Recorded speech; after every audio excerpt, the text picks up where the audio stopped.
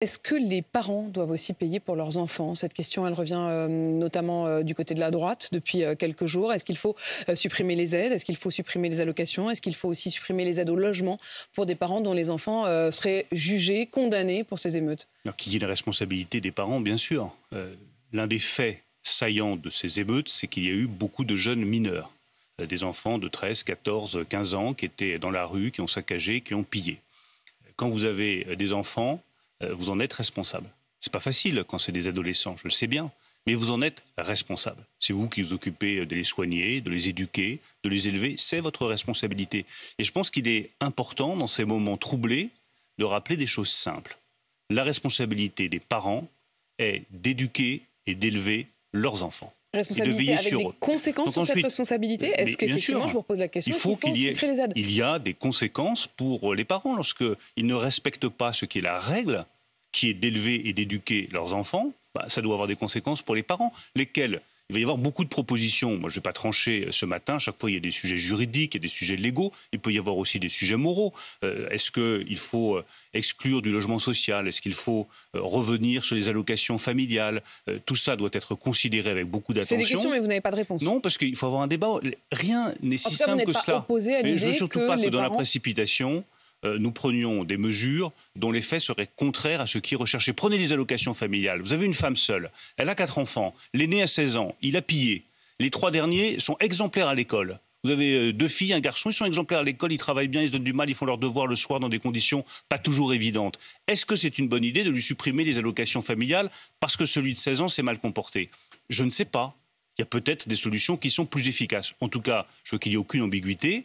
Oui, il faut engager la responsabilité des parents, mais faisons-le de manière efficace et juste. On a parlé des sous pour rembourser les commerçants. Qu'en est-il pour rembourser le service public, pour reconstruire des services publics qui étaient déjà quand même pas flambants et qui se retrouvent carrément quasiment à l'arrêt? Je recevais ce matin le maire d'Aulnay-sous-Bois, Bruno Béchiza, qui nous disait qu'il n'a plus de cuisine centrale, il ne peut plus faire de plats chauds pour les écoles. Il n'est même pas sûr de pouvoir le faire à la rentrée.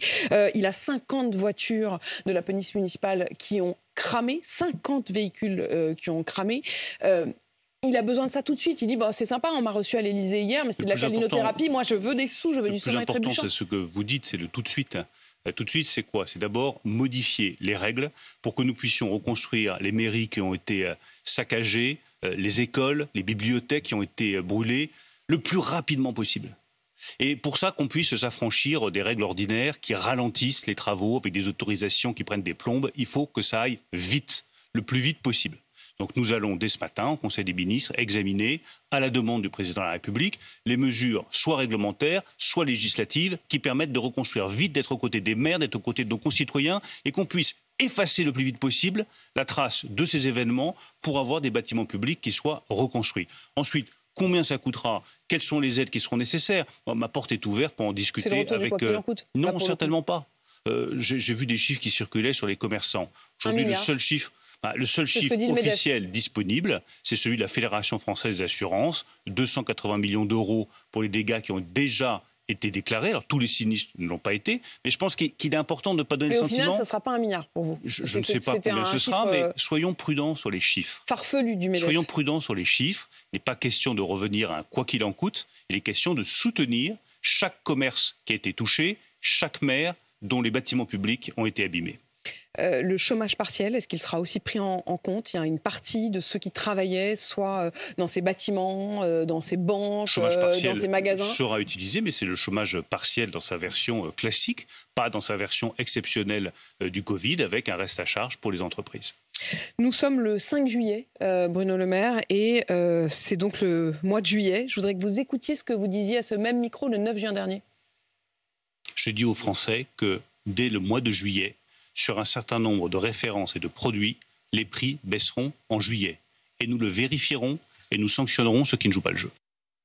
Vous la constatez, vous, la baisse de prix? Comme quoi, je ne dis pas que des bêtises, parce que c'est exact. Vous avez un certain nombre de prix qui ont commencé à baisser au début du mois de juillet, et ça devrait s'accélérer dans le courant du mois de juillet. Je m'étais engagé à ce que l'inflation ralentisse et diminue au tournant de l'été. C'est le cas. J'ai toujours dit que pour les prix alimentaires, ce serait plus lent et que ce serait aussi le cas. C'est le cas. Aujourd'hui, tout le monde commence à jouer le jeu. Ça a été un bras de fer difficile, mais tout le monde a commencé à jouer le jeu. Les distributeurs, qui ont fait œuvre utile dès le départ avec le trimestre anti-inflation, et ensuite les industriels, qui ont été un peu plus difficiles à convaincre, mais ils s'y sont mis. Donc vous allez avoir, dans le courant du mois de juillet, ça a déjà commencé, un certain nombre de produits, je pense à la volaille, je pense aux céréales, je pense aux pâtes, je pense aux huiles, dont les prix vont commencer à baisser. Je sais bien quand vous faites vos courses... Pour l'instant, c'est du 0,1%. C'est rien. Ça augmentait de 1, 2, 3% chaque mois, avec des hausses qui étaient de 13, 14, 15% par mois par rapport au mois de référence de 2022. Là, la baisse commence. Et il faut qu'elle s'accélère avec l'objectif que d'ici l'automne, nous ayons cassé cette spirale inflationniste sur les prix alimentaires. Vous considérez que ça y est, l'inflation est quand même... Le gros de l'inflation est derrière nous? Non, je ne dis pas que le gros de l'inflation est derrière nous. Je dis qu'elle devait commencer à baisser à l'été, que c'était mon engagement, que cet engagement est tenu, qu'un certain nombre de prix de produits alimentaires devaient baisser, cet engagement est aussi tenu, et qu'il faut accélérer pour que ce soit visible dans le panier des consommateurs. Ça, ce sera à l'automne où vraiment, je pense, vous n'aurez donc pas besoin de sortir le bâton. Vous aviez menacé de faire du name and shame, comme on dit, c'est-à-dire de pointer du doigt les industriels qui ne joueraient pas le jeu. Il reste 4 ou 5 grands industriels, grandes multinationales qui ne jouent pas le jeu. Lesquels? Je suis en discussion avec elles, et soit on arrive à trouver... Vous ne direz pas lesquels? Vous dites toujours que vous allez le faire, puis vous ne le faites pas. Parce que je constate que la menace est parfois efficace, et que ce qui compte pour moi, ce n'est pas de me faire plaisir en citant des noms et en les clouant en pilori, c'est que les prix baissent pour le consommateur. Donc je préfère jouer de ce levier. Il y en a encore 4 ou 5 qui ne jouent pas le jeu. Certains pour des raisons économiques, parce qu'ils sont dans une situation économique très difficile, ce que je peux comprendre. 1 ou 2 sans aucune raison valable. À cela, soit ils obtempèrent et ils jouent le jeu d'ici la semaine prochaine, soit nous donnerons leur nom et puis les consommateurs seront libres de choisir s'ils continuent à acheter leurs produits ou non. C'est dans l'alimentaire? C'est des multinationales qui ne se font pas que de l'alimentaire, c'est aussi hygiène, produits de beauté et autres produits. Unilever, je ne donne pas de nom ce matin, mais je le dis, si jamais ces 2 ou 3 multinationales qui ont les moyens de baisser des prix ne le font pas, il faut que le consommateur le sache. D'ici la semaine prochaine, on a bien compris, il y a aussi cette menace de taxer. Vous aviez dit, s'il le faut, j'utiliserai l'outil fiscal. Et pourquoi vous ne le faites pas? C'est-à-dire, quand on regarde le FMI, nous dit aujourd'hui que 45% de la marge, c'est-à-dire de ce qu'est, de cette inflation, de cette part qui a augmenté, 45% pour toute l'Union européenne, 45% c'est dû à une augmentation du chiffre d'affaires des entreprises.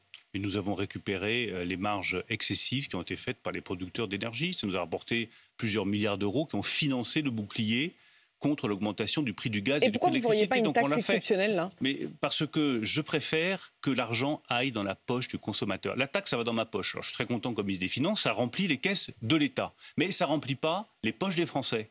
Donc il est plus difficile, plus exigeant, mais dans le fond plus juste et plus efficace pour le consommateur d'obtenir des baisses de prix. J'ai obtenu des baisses de prix.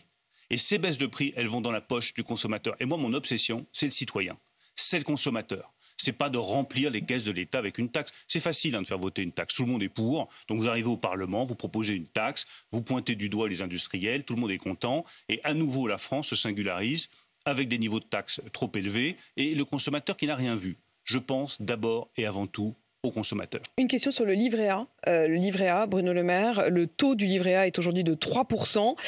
Et certains économistes disent qu'il pourrait atteindre 4,1%. Est-ce que vous confirmez? Est-ce que c'est une perspective à laquelle vous êtes attaché? Je confirme rien du tout. Je confirme juste que le gouverneur de la Banque de France me fera ses propositions en fin de semaine prochaine. Donc j'examinerai les propositions du gouverneur sur le livret A comme sur le livret d'épargne populaire.